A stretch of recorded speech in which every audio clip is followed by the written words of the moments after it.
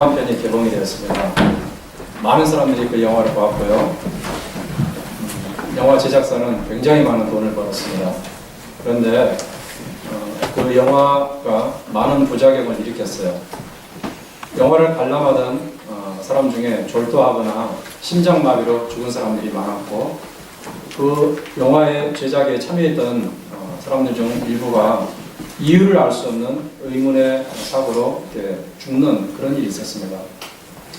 이렇게 세상의 이목을 집중시켰던 영화가, 그럼 그 제목이 뭔지 아시겠습니까? 엑소시스트, 여러분 다 아실 거예요. 많이 들어봤을 것입니다. 이 엑소시스트 우리나라에서도 개봉이 됐었는데 저도 본 기억이 있습니다. 그런데 이 이름이라는 것은, 엑소시스트라는 이름은 귀신을 쫓아내는 자라는 뜻입니다. 그런데 내용 자체가 그런 거죠. 귀신 들린 한 소녀와 그 다음에 그 귀신을 소녀에게서 쫓아내려고 하는 그 가톨릭 신부의 이야기로 구성이 됩니다. 귀신을 내어 쫓는다는 개념은 성경적이죠. 귀신을 내어 쫓는 것은 성경적입니다. 그래서 많은 사람이 생각하기를 이 영화는 기독교 영화다, 이렇게 단정을 짓습니다. 그러나 사실은 그렇지 않습니다. 복음 정신을 담은 기독교 영화라면 그 영화를 보는 사람들이 영적 깨달음과 회개, 그리고 반성, 또는 평안함, 소망, 기쁨 등을 느껴야 되는데, 이 엑소시스트라는 영화는 전혀 그렇지 않다는 거죠. 정반대였습니다. 영화를 보는 사람들이 굉장한 공포심을 느꼈고, 영화 여러 장면은 무시무시한 소름을 돋게 만드는 그런 장면이었습니다. 그래서 그 영화를 영화관에서 보던 사람들 중에서 어떤 사람들은 심장마비로 즉사할 정도였어요.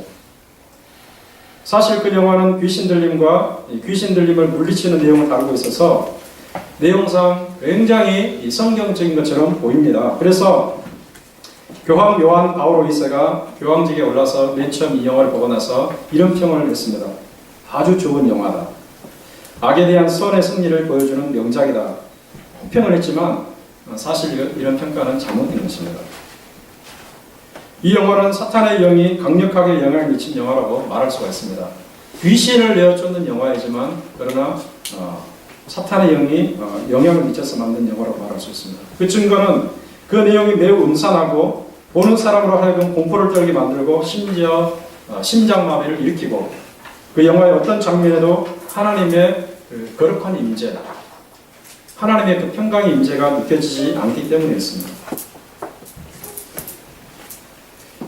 오늘 우리가 읽은 본문에도 이 귀신 들린 자의 이야기가 소개되고 있죠. 예수께서 귀신 들린 자에게서 귀신을 내어 쫓는 그런 내용이 나옵니다. 이 장면에서 우리는 그 어떤 공포심도 느낄 수 없고 음산하거나 으스스한 그런 분위기를 느낄 수가 없습니다.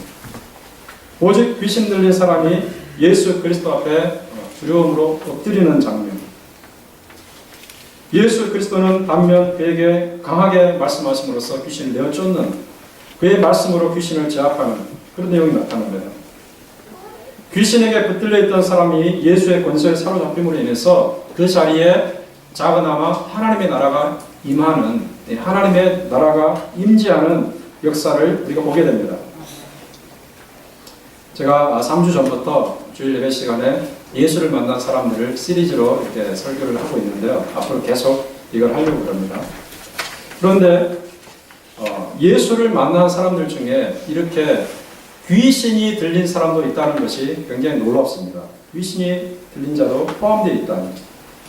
여러분, 왜 이것이 놀라운가? 귀신이라는 존재는 여러분 어떤 존재인지 아십니까? 귀신은 어떤 존재입니까? 귀신은 하나님을 대적하죠. 예. 하나님을 절대로 따를 수가 없습니다.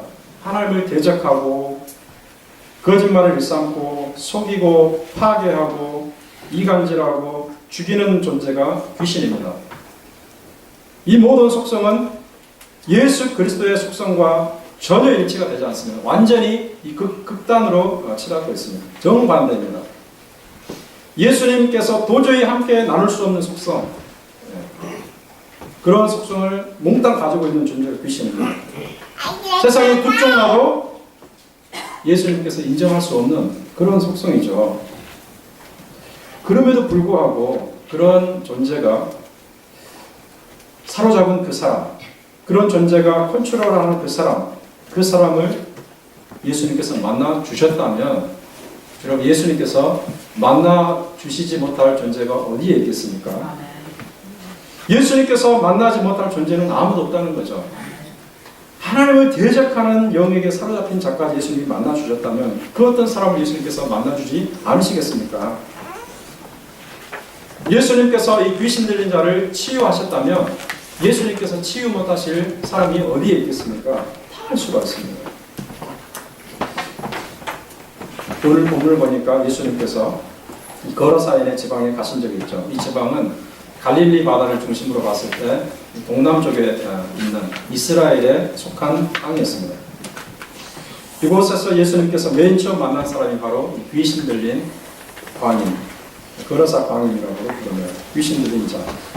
얼마나 큰 귀신이 들었는가? 구절에 보니까 군대 귀신이라고 소개됩니다. 군대 귀신. 그래서 군대 귀신이라는 것은 조금 이해가 안 될 수도 있지만 그 당시 군대를 레기온이라고 그랬는데 한 레기온은 6,000명의 숫자를 가리켰습니다. 그러니까 우리가 그 문자 그대로 생각을 하면 6,000마리나 되는 귀신이 들어갔다 이렇게 생각하시면 되겠죠. 13절에 보니까 이 군대 귀신이 나중에 이제 돼지떼로 들어가잖아요. 그런데 몇 마리나 되는 돼지가 몰살을 했는가? 무려 2,000마리 정도나 되는 돼지가 몰살을 하는, 이 재산으로 보면은 엄청난 손해가 난 돼지 2,000마리가 죽었잖아요. 돼지 치는 사람들이 얼마나 황당했겠습니까? 엄청난 파괴력을 지니고 있는 귀신이 그 사람을 장악을 했습니다. 그러면은 왜 사람이 귀신에 들리는가? 왜 사람이 귀신에 사로잡히는가? 여러분 제가 제목을 뭐라고 잡았습니까? 귀신 들린 자, 영어로는 A demon possessed man이라고 그랬는데 사로잡혔다는 말, possessed, 귀신에 사로잡는 것입니다. 완전히 장악하는 것입니다. 왜 그러면 귀신이 사로잡고 장악하는 것인가? 우리가 성경적으로 몇 가지 원인을 좀 알아야 될 것 같아요. 첫째는 하나님의 말씀을 듣기 싫어할 때 귀신이 사로잡습니다. 열왕기상 22장에 보면은 아합 왕이 나옵니다. 이 사람이 이제 전쟁을 앞두고 하나님의 선지자들에게 그 말을 들어야 됩니다. 여호사밧 왕이 말을 듣자고 제안을 했어요. 아합은 원치는 않지만은 자기 사돈이 그렇게 제안을 하니까 연합군을 형성한 그 왕이 그렇게 말하니까 들었는데 의견을 구하던 중 미가야 선지자의 예언을 듣게 됩니다. 그러나 이 아합 왕은 미가의 선지자 말을 거부하고, 미가의 선지자는 하나님의 선지자였거든, 하나님의 말을 하는 사람이었거든. 그 말을 거부하고 진리에 대해서 귀를 닫아버립니다. 결국 아합 왕이 들은 말은 무엇인가? 거짓말이었어요. 거짓말하는 영이 아합 주변에 있는 선지자들에게 찾아가서 아합을 사로잡게 됩니다. 하나님의 말씀을 듣기 싫어하면 귀신의 영이 역사한다는 거죠. 유독 성경의 가르침을 싫어하는 사람들이 있어요. 특히 자신은 언제나 옳다고 자부하는 사람들이 성경을 거부하는 경향이 있습니다. 자신의 판단력, 자신의 경험, 자신의 지식, 항상 자신을 반듯하게 살아왔다고 생각을 하는 사람들, 유독 그런 사람들이 하나님의 말씀을 조금 이렇게 무시하고 고리타분한 말씀을 생각하는 경우가 있어요. 성경은 하나님의 말씀입니다. 우리는 하나님의 말씀을 들어야 됩니다. 이렇게 말해도 나는 지금껏 단 한 번도 틀린 판단을 한 적이 없는데요. 내가 왜 하나님의 말씀을 들어야 됩니까? 나 하나님의 말씀 필요 없어요. 이렇게 됐고요. 오로지 자신의 고정관념과 좌우도치에 빠져 하나님의 개입을 거부하는 거죠. 이런 귀신에 사로잡혀 있거나 귀신에 사로잡힐 가능성이 다분한 마음 상태라고 진단할 수 있습니다. 두 번째는 양심이 화인 맞아서 위선된 사람들이 귀신에 사로잡히게 딱 좋습니다. 디모데전서 4장 1절과 2절에 보면은 그런 말씀이 있어요. 자기 양심의 화인을 맞아서 이중적 모습으로 거짓말하는 자들이 나옵니다. 이들은 결국 믿음에서 떠나서 귀신의 가르침을 따를 것이다. 양심의 화인을 맞아서 거짓말하는 사람들은 믿음에서 떠나서 귀신의 가르침을 따를 것이다 라고 말해요. 여러분, 양심의 화인 맞았다는 것이 무슨 말입니까? 비유적인 표현이죠. 불도장을 찍으면은 거기에 더 이상 세포가 살아나지 않잖아요. 완전히 고정되어 버리잖아요. 흉터로. 자신이 한 잘못된 행동에 대해서 조금도 양심의 가책을 느끼지 못하는 그런 상태, 양심에 파인 맞은 상태입니다. 19세기 영국의 역사학자였던 토마스 칼라일이 이와 유사한 말을 한 적이 있는데요. 이 세상에서 가장 치명적인 죄가 무엇일까? 이 세상에서 가장 치명적인 죄가 무엇일까? 그것은 자신의 죄악에 대해서 양심의 가책을 전혀 느끼지 못하는 죄라고 그랬어요. 자신의 죄악에 대해서, 자신의 잘못에 대해서 전혀 양심의 가책을 느끼지 못하는 것이 가장 치명적인 죄이다.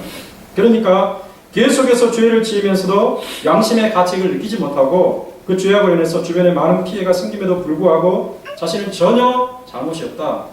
이렇게 생각하는 그 상태, 이것이 양심의 파인 맞은 상태다. 귀신이 그 마음을 주장하도록 밀어주는 사람이다. 어리석은 행동이다. 라고 말할 수 있겠죠. 세 번째로는요. 마음에 예수 그리스도께서 거주하지 않는 사람. 이 귀신에 사로잡히게 됩니다. 마태복음 12장 43절과 45절을 보면 무슨 말씀이 있냐면요. 귀신이 들어갔다가 나갔어요. 그런데 그 마음이 깨끗하게 소재가 되고 청소가 되고 다른 것으로 채워지지 않습니다. 그러니까 나 같은 귀신이 다른 일곱 귀신을 데리고 와서 더 들어가서 강한 세력을 형성한다고 합니다. 이것은 무엇인가? 마음이 비어있을 때 예수 그리스도로 채워져야 되는데 예수님의 진리의 말씀으로 채워져야 되는데 마음이 텅 비어있을 때 귀신이 장악한다는 거죠. 사로잡는다는 거죠. 사람은 어떤 존재입니까, 여러분? 생각하는 존재이죠. 데카르트가 모든 것을 의심하다가 의심이 안 되는 거 하나가 있었죠. 자기가 의심하는 그 존재라는 거죠. 생각하는 존재라는 거죠. 그래서 나는 생각한다, 고로 존재한다, 이런 유명한 말을 했는데 사람은 생각하는 존재입니다. 세상 정세가 어떻게 돌아가는지도 판단하고 해석하죠. 그러나 무엇보다도 우리는 우리 자신에 대해서 잘 생각을 할 필요가 있어요. 자신에 대해서 냉정한 판단을 해야 될 필요가 있습니다. 자기 사랑이 너무 큰 사람은 자기 합리화에 빠질 위험성이 다분합니다.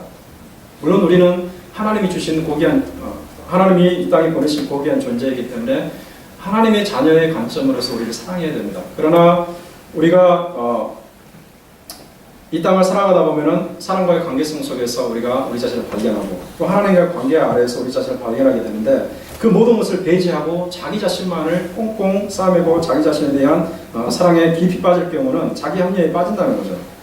가끔씩은 다른 사람의 관점에서 나의 언행을 냉정하게 판단해 볼 수 있는 그런 자세가 필요합니다. 가끔씩은 다른 사람의 관점에서 자신을 볼 수 있어야 돼요. 내가 지금 하고 있는 행동이 예수님을 마음의 주인으로 모시고 하는 행동인가? 내가 지금 하고 있는 행동이 하나님의 말씀에 비춰봐서 어긋나는 행동은 아닌가? 우리가 가끔씩은 이런 진단을 할 필요가 있다는 거죠. 이럴 때에 성령께서 도와주십니다. 그렇지 않고 예수님의 임재로 자기 마음을 채우지 않는 사람들, 공허한 사람들, 텅 빈 사람들, 오로지 자기 합리화에 깊이 빠져서 항상 옳다고 생각하는 그런 사람에게 귀신이 역사할 가능성이 아주 많다는 것입니다. 이 거러사에 살고 있었던 이 귀신들은 역시 이런 여러 가지 이유들이 복합적으로 작용해서 엄청나게 강한 귀신에 사로잡혔다 이렇게 말할 수가 있습니다. 그러면 귀신 들린 자에게 어떠한 현상이 일어나는가? 어떠한 사람을 우리가 귀신 들린 자라고 말할 수가 있는가? 무엇을 보고 저 사람이 귀신 들렸는지 우리가 확인할 수 있는가? 이와 관련해서 먼저 우리가 알아야 될 게 한 가지가 있습니다. 귀신이라는 것은요, 자신의 존재를 누구에게인가 숨긴다는 사실을 알아야 돼요. 귀신이라는 존재는 자신을 철저히 은폐한다는 사실을 알아야 돼요. 옛날에 제가 아주 어렸을 때 즐겨보았던 TV 프로그램이 하나 있었는데, 전설의 고향. 혹시 기억나십니까? 저는 흑백TV가 있을 때 이 영화를 봤는데 굉장히 무서워요. 근데 컬러TV로 봤으면 얼마나 더 무서웠을까. 네, 정말 무서웠을 거라고 생각합니다. 그러면 흑백으로 봤으니까 덜 무섭지 않아. 이런 생각을 하는데 거기에 보면은 귀신이 나오잖아요. 주인공이 귀신이니까. 귀신이 어떤 존재입니까? 일단 머리를 풀어헤칩니다. 그렇죠? 그 다음에 소복을, 하얀 소복을 입습니다. 그리고 입가에는 이 피가 이렇게 흘리죠. 그리고 얼굴은 눈보다 더 흰 얼굴을 가지고 갑자기 사람들에게 나타나죠. 정말 이 심장이 멎을 정도로 너무 무서운데 우리나라 전통 귀신은 다 그래요. 그런데 귀신의 모습이 다 똑같지는 않습니다. 중국에는 강시 귀신이 있죠. 예. 서양에는 무슨 귀신입니까? 드라큘라 귀신. 예. 귀신이 어떤 존재인지를 말하려다가 왜 제가 이런 말을 꺼내는가? 처녀 귀신, 강시 귀신, 드라큘라 귀신을 언급하는 이유가 무엇이겠습니까? 이런 것들은 사실 귀신이 아니라는 것을 제가 말씀드리고자 하는 것입니다. 그것은 귀신이 아닙니다. 귀신은 사람의 눈에 그렇게 물체로 나타나 보이는 존재가 아니에요. 우리나라 전통적으로 처녀 귀신, 그 한이 맺힌 귀신을 자꾸 만들어내는 것은요, 다분히 문화적인 정황이 있습니다. 너무 그런 억울한 일들이 많이 당하니까 또 마음씨 좋은 사람이 더 이상 그런 무고한 처녀들을 괴롭히지 말라는 그런 어떤 교훈을 주기 위해서 죽으면은 저렇게 온유리 소리가 내리고 나타나서 괴롭힌다. 뭐 이런 이야기를 만들어내는 거죠. 귀신은 그렇게 보이는 존재가 아니에요. 한이 너무나 커서 저승으로 가지 못하고 구천으로 떠도는, 그래서 복수하는 그런 사람, 그런 존재가 귀신이 아니에요. 관에서 일어나 사람의 피를 빨아먹는 그런 드라큘라가 귀신이 아니에요. 귀신은 무엇인가? 자신의 존재를 철저하게 은폐시킵니다. 철저하게 숨깁니다. 어디에 숨기는가? 이것을 알아야 돼요. 인간의 몸속으로 숨긴다는 거죠. 좀 더 구체적으로 말하면 인간의 의식 세계 속에 파고 들어갑니다. 인간의 의식 세계 속에 파고 들어갑니다. 귀신이라는 존재는요, 여러분, 생물이 아닙니다. 어떤 물체가 아닙니다. 순수한 영. 영이 뭔지 여러분 아시잖아요.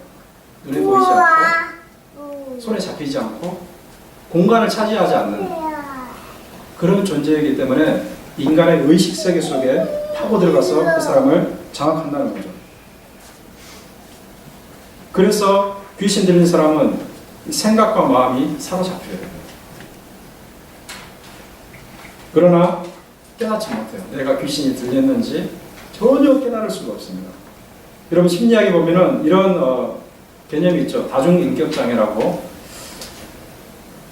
이런 병이 있는데 이것은 뭐냐면요. 한 사람에게서 여러 가지 모순되는 그 성격들, 여러 가지 모순되는 인격들이 동시에 나타난다는 것입니다. 다중인격장애라고 하네요. 조금 더 우리가 쉽게 이해하려면은 이런 케이스를 볼 수 있습니다.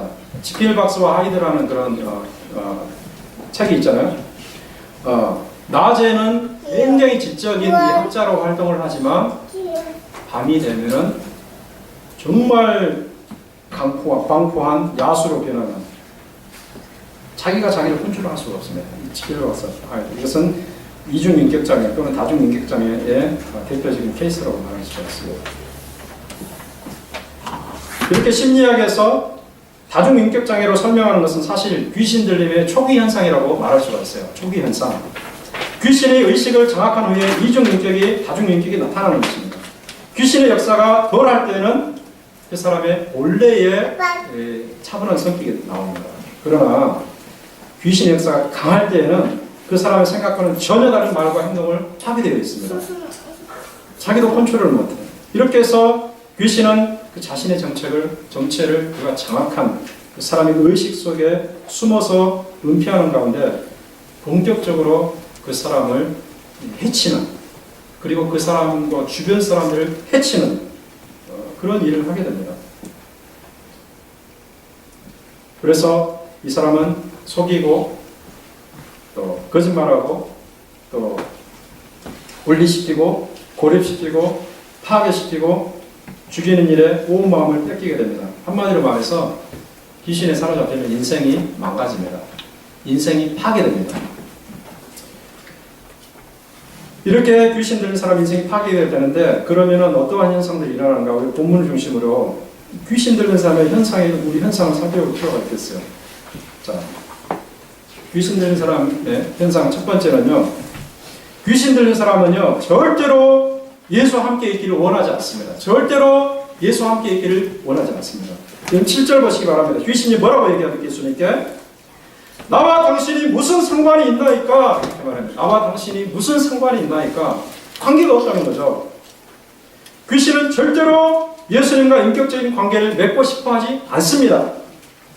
예수님과 함께 있는 것 자체가 귀신에게는 고통이에요, 고통. 단 1초도 예수님 앞에서 버틸 수가 없어요. 예수님이 임재하는 곳에는 1초도 있을 수가 없습니다. 오늘날은 눈에 보이는 예수님이 안 계시니까 그러면 예수님의 임재가 어떻게 나타날까? 우리 영적인 차원에서요. 말씀이 있는 곳, 찬양이 있는 곳에 예수님의 임재가 역사함을 알아야 됩니다. 예배가 드려지는 곳, 진리의 말씀으로 성령의 도우심을 받아서 예배가 드려지는 곳, 이곳에 예수 그리스도의 임재가 있습니다. 하나님께 간절히 기도하고 성도가 교제하고 전도하고 섬기며 봉사하는 가운데 예수의 임재가 있는 것입니다. 만약에 우리의 마음속에서 이러한 내용들이 싫어진다면, 이러한 내용들이 거슬린다면, 이러한 내용이 조금 멀리하고 싶다면 우리가 어떤 영에 속했는가 잠시 멈춰서서 심각하게 진단할 필요가 있습니다. 말씀과 찬양, 예배와 기도, 교제와 전도, 섬김과 봉사는 철저하게 예수님이 임재하시는 것이고 예수님께서 임재하셔서 역사하는 예수님께서 원하시는 일입니다. 그러므로 귀신이 들린 사람은 이것을 싫어합니다. 두 번째로 귀신 들린 사람은요 목소리가 변형되게 되어 있습니다. 7절에 보시면은 귀신이 어떻게 부르짖었습니까? 큰 소리로 부르짖었어요. 큰 소리로. 여기서 큰 소리라는 것은요 그냥 음량만 큰 그것만을 의미하는 것이 아니라 음성도 크겠죠. 굉장히 크겠죠. 그것만 말하는 것이 아니고요 인간이 내기 힘든 괴성, 인간의 그런 목소리로 내기 힘든 그런 괴성, 이것을 말합니다. 여자가 귀신 들릴 경우 매우 거친 남자의 목소리로 말하는 경우가 있습니다.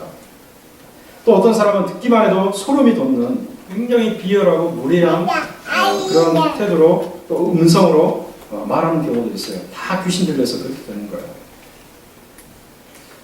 세 번째로 귀신 들면요 어떤 현상이 나타나냐면요 외부와의 접촉을 철저하게 차단하고 자기 스스로를 고립시켜요. 그럼 3절에 보면은 귀신 들린 자가 어디에 살고 있습니까? 어디에 살고 있냐면은 무덤 사이에 살고 있었다. 무덤 사이라는 것은 뭔가 사람들이 살지 않는 것이죠. 사람들이 무덤가에 가지 않잖아요. 동네에도 안에 있는 데 밖에 있잖아요. 밖에 있습니다. 멀리 떨어져 있는 곳에 있습니다. 요즘 미국 문화는 우리가 이해하는 문화가 좀 달라서 막 교회 옆에도 있고 집 옆에도 있고 이러는데 지금 이 이스라엘의 그 문화나 우리 한국의 문화를 생각하면 됩니다. 무덤은 아주 멀리 있습니다. 왜 귀신 들린 사람이 무덤 사이에 거처할까요? 왜 귀신 들린 사람이 무덤 사이에 살까요? 귀신이 거기 살아서입니까? 아닙니다. 제가 말했죠. 귀신은 눈에 보이는 존재가 아니에요. 귀신은 거기 사는 존재가 아니에요. 이 귀신이 들어가면은 그 귀신은 그 사람을 고립시키기 때문에 귀신이 장악하게 되면 그 사람을 고립시키고 사람들로 하여금 접근하지 못하게 만들기 때문에 이 사람이 없는 이 무덤 사이에서 살게 되는 것입니다. 고립성이라는 고립성. 여러분 주변에 이런 사람은 없는가? 우리가 좀 살펴볼 필요가 있겠죠. 주변 세계와 철저하게 담을 쌓고 살아가는 사람은 없는가? 교회라는 말만 들어도 이 교회 공동체라는 말만 들어도 혐오감을 느끼는 그런 사람 없는가? 심지어 자기 집안 식구와도 교류하지 않는 사람들도 있어요. 자기 집안 식구와도 교류하지 않는 사람이 있어요. 몇 시간이고 방에 틀에박혀 지내고 밥도 같이 먹지 않는 그런 사람들, 식구들과 대화도 하지 않는 사람도 있어요. 일이나 공부 때문에 그렇다면 이는 다른 문제가 있지만은 성격적인 문제로, 어떤 중독적인 문제로, 어떤 상처 때문에 뭔가에 중독이 되어서 그렇다면 이것은 엄청나게 큰 문제가 되는 것입니다. 만약 그런 사람이 있다면 그 사람이 예수님을 만납니다. 예수의 권세 앞에 무릎을 꿇어야 됩니다.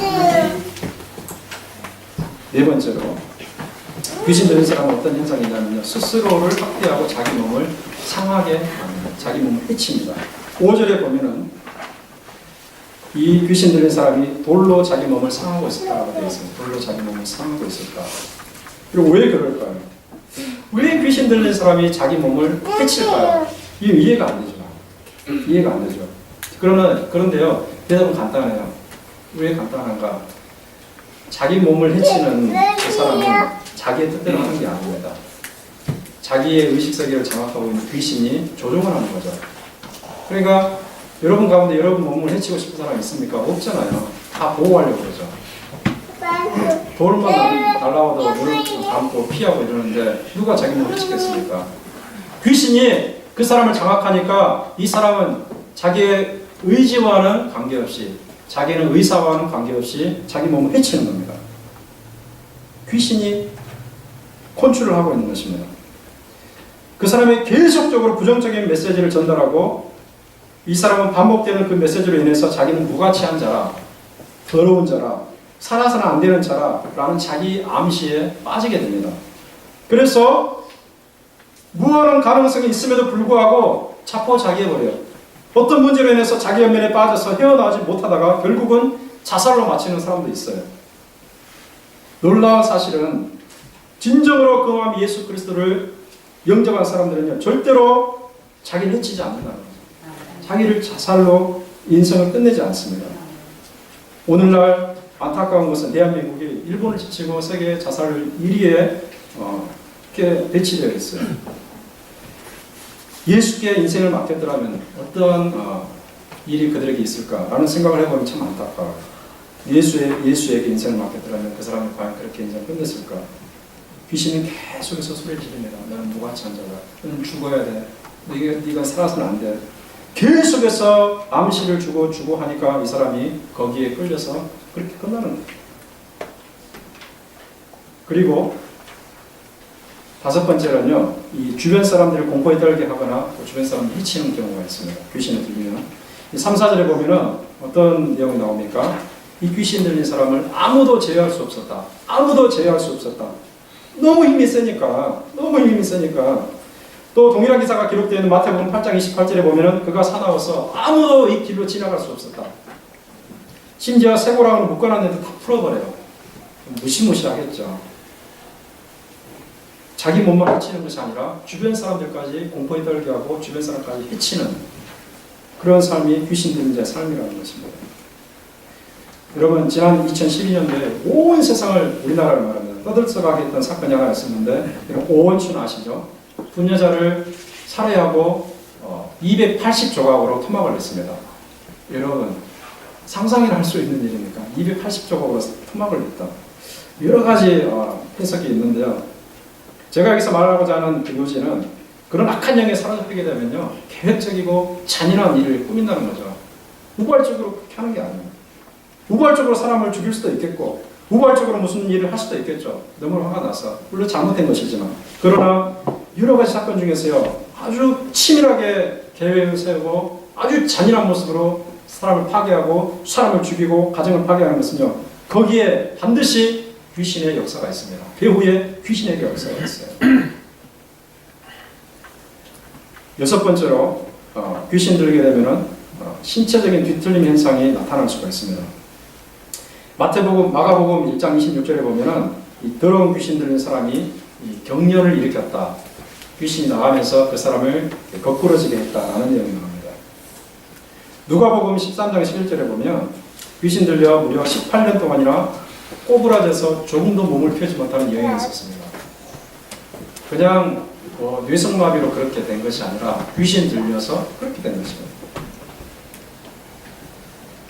여러분, 뇌성마비 환자가 아닌 경우에 주변에서 경련이라든지 발작이라든지 뒤틀림으로 고생하는 사람이 있으면 이 사람이 귀신 들림이 아닌가 한번 우리가 의심해 볼 필요가 있고 전문가에게 상담을 요청해야 됩니다. 일곱 번째로 귀신이 들게 되면 이 얼굴 표정이 바뀌게 됩니다. 어떻게 바뀌는가? 대화 도중에 이렇게 상대방의 눈을 보고 있다가 이 눈을 쳐다보지 못하고 이렇게 눈이 위로 이렇게 말아 올려갑니다. 그래서 흰자만 보이고 좀 으시으시한 그런 표정을 짓게 되겠죠. 섬뜩하죠. 사신 눈을 뜨고 엉뚱한 것을 응시합니다.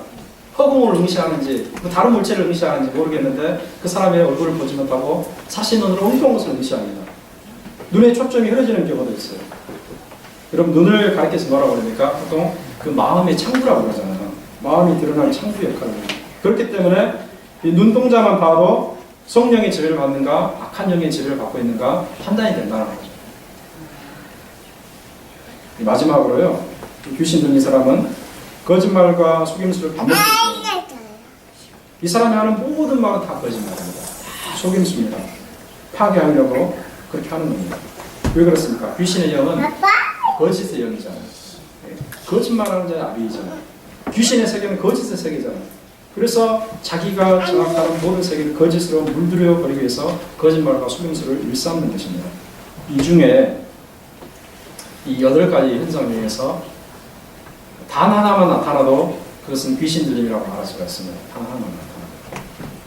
단 한 가지 현상만 나타나도 그 사람이 귀신에게 사로잡혔거나 강하게 영향을 받고 있다는 것을 우리가 알아야 됩니다. 알아야 됩니다. 그러면 이렇게 귀신 들린 사람은 소망이 없습니까? 소망이 없으면 제가 이 설교도 하지 않겠죠, 여러분. 죽은 지 나흘이나 되었던 나사로를 예수님께 살리셨어요. 사망보다 더 무서운 세력이 어디 있습니까? 사망보다 더 무서운 세력은 없어요. 그런데 예수님이 살려내셨잖아요. 그렇다면 예수님은 귀신 들린 자까지 치료하는 권능이 있다는 거죠. 예수님을 만나면 돼요. 그분 앞에 나가서 엎드리면 돼요. 그분의 명령에 복종하면 돼요. 우리가 알아야 될 것은 귀신보다 예수님의 권능이 훨씬 더 강하다는 사실입니다. 예수님의 권능이 강해요. 귀신이 예수님에 대해서 파워게임을 할 정도로 그렇게 강한 것은 아닙니다. 어느 정도 힘이 동등해야 파워게임을 하잖아요. 그런데 귀신은 그렇게 잘못 생각하는 사람들이 있습니다. 그러나 아닙니다. 이 세상의 모든 영들은 다 예수의 권능 앞에 무릎을 꿇고 예수의 권능에 굴복하는 영들임을 우리가 알아야 합니다. 거르사 지방의 귀신 들린 자가 예수님을 만나고 나서 자기를 떠나라고 그러죠. 왜 나를 괴롭게 합니까? 막 그래요.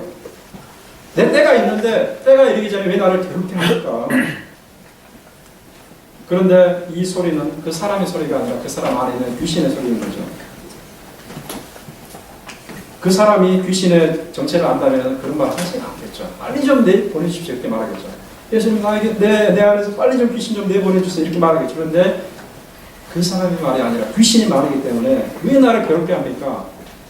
나 좀 떠나세요. 이렇게 말합니다. 예수님께서 만약에 그 귀신의 요청에 따라간다면 그것은 예수님께서 귀신의 권위에 굴복하는 그런 꼴이 되고 마는 것입니다. 예수님이 떠나가지 않습니다. 더러운 귀신아 그 사람에게 나올지어다. 더러운 귀신아 그 사람에게서 나올지어다. 귀신은 좀 더 맥을 못 치고 떠나고 합니다. 그리고 돼지떼에 가서 완전히 몰살하고 말합니다. 결과는 무엇입니까? 이 사람은 정신이 온전해지게 됩니다. 15절에 정신이 온전해져 있는 것을 사람들이 보았다. 치유된 것이죠. 치유된 것입니다. 군대 귀신에 들린 사람이라 할지라도 예수님 만나면 해결되고 치유됩니다. 예수님을 만나서 그분 앞에 무릎을 꿇고 그분의 말씀을 복종하게 되면 귀신의 세력에서 벗어날 수 있다는 사실을 이 본문이 우리에게 명백히 보여주는 것입니다. 제가 이 말씀을 준비하면서요. 오늘날 현대판 귀신 들림의 또 다른 면이 어디에서 나타나는가 꼼꼼히 생각을 해보고 제가 연구를 해봤습니다. 유사한 질병 중에 하나가 있습니다. 그것은 뭐냐면은 인터넷 중독 또는 인터넷 게임 중독이라고 말할 수가 있어요. 제가 리서치를 해보니까 우리나라에서는요 1년에 250만 명이나 되는 사람이 인터넷 게임 중독이나 인터넷 중독에 빠져 있다는 거죠. 250만 명. 정말 심각한 문제입니다. 이러한 중독에 빠져있는 사람은 제가 위에서 말씀드렸던 이 8가지 현상 중에서 적어도 서너 가지가 중복이 됩니다. 사람이 귀신에 들리게 되면 외부와의 접촉을 차단하고 스스로 고립시킨다고 했잖아요. 그런데 게임 중독에 빠지면 그렇습니다. PC방에 틀어박혀서 몇 날 며칠을 컴퓨터 게임만 붙들고 있어요. 부모에게는 공부한다고 속이고 자기 공부방에 틀어박혀서 식구들과 밥도 같이 먹지 않고 게임 중독에 빠지는 청소년들이 여러분 생각보다 많습니다. 우리의 자녀를 또 한번 감시해 볼 필요가 있어요. 감시란 말이 너무 안 좋은 것 같은데 자세히 관찰하고 대화를 해볼 필요가 있습니다. 요즘에 뭐 이것과 직접 관계는 안 되지만 스마트폰, 그 다음에 아이패드 이런 것들도요, 그걸 계속 손에 붙들고 있으면 중독이 되고 아주 발달에 악영향을 미칩니다. 뇌가 발달하지 않습니다. 그리고 깊은 것에 집중을 하지 못하고 논리적으로 생각하기 힘들어하고 책을 읽지 못합니다. 여러분 이 부분을 우리가 잘 알아야 돼요. 귀신 들린 사람은 스스로를 학대하고 자기 몸을 상하는 현상이 있다고 했죠. 게임 중독 빠진 사람 역시 마찬가지예요. 제대로 된 밥도 먹지 않고 운동도 하지 않고 오로지 컴퓨터만 바라보고 있어요. 거기서 쾌락을 느끼는 겁니다. 거기서 즐거움을 느끼는 겁니다. 뇌에서 도파민이 나온다고 해요. 결과 어떻게 되는가? 건강을 심각하게 미치게 됩니다. 뇌가 쪼그라듭니다. 뇌가 쪼그라들어요. 마약에 중독된 사람 뇌처럼 그 구조가 그렇게 바뀝니다. 깊이 있고 논리적인 생각을 하지 못하게 되고 주의 집중력이 떨어지게 됩니다. 심한 경우 사망에 이르게 된다는 것을 알아야 돼요. 사망에 이르게 됩니다. 2011년 7월에 3년간 집에만 틀어박혀서 인터넷 게임을 하다가 사망한 20대 남자가 있었어요. 2005년 1월에 90시간 온라인 게임 중독 중에 사망한 사례가 있었고 2010년 2월에 PC방에서 5일 동안 쉬지 않고 게임을 하던 30대 남자가 갑작스럽게 사망했어요. 왜 사망을 할까? 밥을 안 먹어서인가? 뭐 그럴 수도 있죠. 그런데 의사들이 또 다른 그 진단을 내리는데 계속해서 이 컴퓨터 화면에서 게임을 이렇게 몰입할 경우에 어떤 현상이 나타나냐면요. 이 혈액 순환이, 그러니까 피가 아주 느리게 흘러갑니다. 피가 이렇게 흘러야 되는데 피의 그 흐름의 속도가 굉장히 느려진다는 거죠. 그 다음에 심한 거는 피가 역류한다는 거죠. 결국 잘못되면은 사망이 이르는 그런 일이 생기게 됩니다. 자기만 죽으면은 그것도 안 좋지만은 자기만 죽으면은 그래도 괜찮을 건데 옆에 사람들까지 죽이는 경우도 있어요. 작년에 인터넷 게임을 깊이 빠져 있는데 엄마가 계속 보고서 너 왜 그거만 하냐? 엄마가 야단을 쳤겠죠. 그러니까 이 사람이 화가 나가지고 엄마를 찔러 죽였어요. 엄마를 죽였어요. 올해는 아까 제가 지난주인가 말씀드린 것 같은데 게임 중독에 빠져서 자기 두 살 된 아들이 뭘 하고 있는지 전혀 관심이 없다가 아들이 사망 이르게 합니다. 그래서 살인죄로 기소가 된 사람이 있었습니다. 자기도 파괴시키고 남도 파괴시키는 그런 일이 있어요. 귀신에 들리게 되면 제가 신체적인 뒤틀림 현상이 있다고 그랬잖아요. 그런데요, 이 게임 중독에 빠진 사람도 흔하진 않지만 그런 경우도 있습니다. 방송에서 한 사람을 취재했는데 20대 초반의 젊은 남자였어요. 그런데 머리가 완전히 기울어 있습니다. 뇌성마비 한조도 아닌데 우리 같은 보통 사람인데 이렇게 중증 뇌성마비 한조처럼 완전히 머리가 기울어져 있고 한쪽으로 이렇게 받치고 있어야 돼요. 계속 이렇게 내려가니까. 그래서 밥을 먹을 때도 제대로 음식이 넘어가겠습니까, 여러분? 일을 제대로 못하는 거예요. 그리고 그것만이 아니라 단 5초도 이 정면을 응시하지 못하는 거예요. 자꾸 눈이 돌아갑니다. 이렇게 심각한 현상을 동반하는 게임 중독은 또는 인터넷 중독은 과학기술이 발달한 현대판 귀신 들림이라고 우리가 말할 수도 있어요. 그것이 꼭 귀신 들렸다라고 단정하기는 어렵지만 귀신 들림이 한 현상이라고 어떤 그것과 유사한 현상이라고 말할 수가 있는 것입니다. 우리 주변에 이런 사람이 있다면 예수님께 나와야 되고 우리가 그런 사람이 예수님께 나오시도록 도와야 됩니다. 게임 중독만을 부추기지 않습니다. 귀신 들리면 게임 중독만을 부추기는 것이 아니라 사람의 성격까지 컨트롤해요. 제가 이 부분을 말씀드리고 말씀을 마치려고 합니다. 사람의 마음을 장악해서 말씀에 불순종하게 합니다. 복음에 대적하게 만듭니다. 복음을 대적하도록 충동질하는 거죠. 지나치게 고집이 센 경우는 조심해야 돼요. 그런 사람을 잘 이용하거든요, 귀신이. 여러분, 마음이 너무 여린 사람은 미치는 경우가 있어요. 그런데 고집이 너무 센 사람은 귀신에 사로잡힐 위험이 아주 많습니다. 그거는 심리적으로 그렇게 돼 있어요. 지나치게 고집이 세서 영적 지도자의 권위나 성경의 말씀을 따르지 않으면 이런 악한 영이 영향을 주고 있음을 우리가 잘 알아야 됩니다. 하나님은 질서의 하나님이고 순종을 기뻐하시는 분이겠죠. 진리의 말씀으로 이 땅을 통치 가시는 분이에요.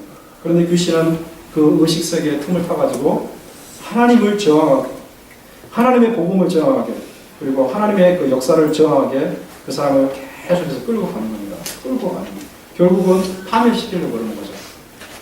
그 사람 자체도 파멸시키고 교회도 깨뜨리고 하나님의 나라도 망가뜨리려고 하는 것입니다. 이것이 귀신의 목적이 아닙니까? 여러분 오늘날 신천지를 여러분 들어보시지 않았습니까? 신천지. 한국에는요 이 신천지 때문에 정말 골머리를 앓고 있습니다. 제가 성경 공부 시간에 한번 이 신천지에 대해서 말씀드린 적이 있는데 왜 신천지를 사탄의 놀이개라고 그러는가? 왜 그러는가? 귀신을 은폐한다고 했죠. 신천지의 추수꾼들은 은폐합니다. 기성교회 들어가서 자기가 신실한 성도인 양, 정말 헌신된 성도인 양, 정말 자기를 은폐하고 충성을 다 바칩니다. 일정 기간 동안. 그래서 목회자의 눈에 들고 당회의 눈에 들고 사람들에게 인정을 받은 다음에 결국 의도하는 목적이 뭔가? 목회자를 끌어내리고 그 교회를 통째로 신천지 교회로 바꿔버려요. 통째로. 그러니까 무섭다는 거죠. 지금 한국에서는요, 이 신천지 때문에 모든 교회들이 이렇게 경계심을 세우고 신문에도 계속 광고를 해가지고 붙이게 만들고 그럽니다. 어떤 심한 경우는요, 우리 교회 신천지 사람들 들어올 수 없습니다. 이런 글자까지 써놓고 만약에 들어왔다가 발각되면 여러분들에게 어떤 처벌이 있을지 모르겠는데 그런 글자까지 써놓고 경계하고 있어요. 그런 경우도 귀신들님의 역사가 있는 경우라고 말할 수가 있어요. 우리에게 귀신 들리는 문제가 없다고 안심할 것이 아닙니다. 제가 생각하기에는 여러분들은 귀신에 들리지 않았어요. 안심하시기 바랍니다. 8가지 현상이 없잖아요.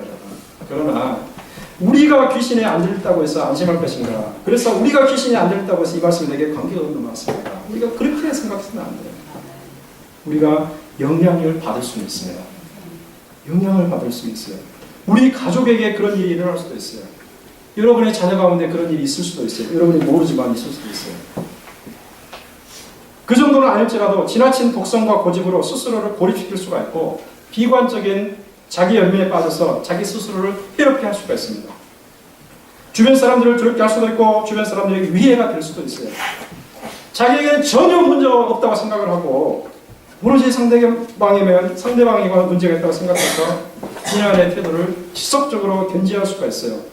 이 모든 것이 귀신이 어떻게 해서든지 그 사람을 한 사람을 파괴시키려고 그리고 공동체를 파괴시키려고 노력하고 혈안이 돼서 여기서는 그 결과의 한 부분이라고 말할 수가 있어요. 귀신의 괴락인 것을 알아야 돼요. 어떠한 문제가 되었든지 치료받아야 돼요. 귀신들로 치료받을 수가 있습니다. 영적인 질병입니다. 어떻게 치료가 가능할까요? 다른 것 같습니다. 이것은 영적인 문제이기 때문에 영적인 문제는 영적으로 풀어야 돼요. 자, 우리가 상처가 났다. 그러면은 우리가 약을 바르면 됩니다. 진통제를 먹고 치유제를 바르면 됩니다. 그러나 영적인 문제는요, 그렇게 접근할 수가 없어요. 영적인 문제는요, 영적으로 접근해야 돼요. 귀신 들리면 영적인 문제입니다. 아주 심각한 문제입니다. 예수 그리스도께 나가는 수밖에 없어요. 예수님께 복종하는 것밖에 없어요. 예수님의 명령에 굴복하는 것밖에 없어요. 그거밖에 없어요. 겸손한 마음으로 예수님께 굴복할 때에 모든 문제가 해결되는 귀신의 마수에서 벗어나는 것입니다. 여러분, 귀신은 파멸시키는 영입니다. 귀신은 그 사람을 파멸시키고 그 가족을 파멸시키고 그 공동체를 파멸시킵니다. 그 목적으로 일합니다. 그러나 예수님은 누구입니까? 살려내시는 분입니다. 살리시는 영입니다. 예수님께 나와야 살아납니다. 예수님께 나와서 인생을 살고 인생이 형통한 길로 나와야 되지 않겠습니까? 여러분? 이 시간에 여러분 마음을 주님께로 내어드리면서 내가 주님의 손에 사로잡히기를 원합니다. 내가 악한 영에게 사로잡히지 아니하고 주님의 영에 사로잡히고 하나님의 말씀에 사로잡혀서 이 땅을 승리하면서 항상 주님이 주시는 신령한 은혜를 받으면서 살기를 원합니다. 이 시간에 마음의 결심을 하시고 이 자리를 떠나시기를 주님의 이름으로 축원합니다.